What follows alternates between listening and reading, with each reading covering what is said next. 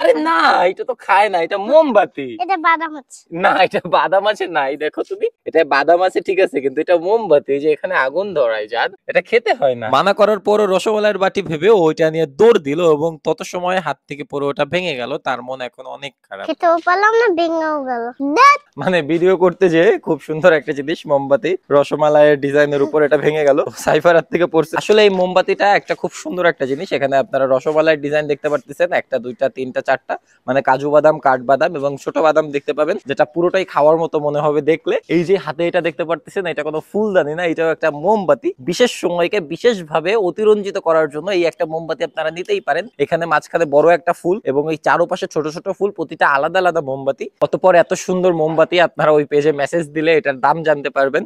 তো অতঃপর সেই পেজকে ধন্যবাদ আমাকে এত সুন্দর একটা গিফট পাঠানোর জন্য। তো এত সময় আমি আপনাদের সাথে ছিলাম শফিকুল ইসলাম সাজিদ। দেখা হবে নতুন কোনো ভিডিওতে। আসলে টুকটাক গিফট আসলে ভালোই লাগে, যখন গিফট আসে তখন বুঝতে পারেন যে আপনি যে কাজ করতেছেন সেই কাজে আপনি সফলতার পথে অগ্রসর হচ্ছেন। ধন্যবাদ।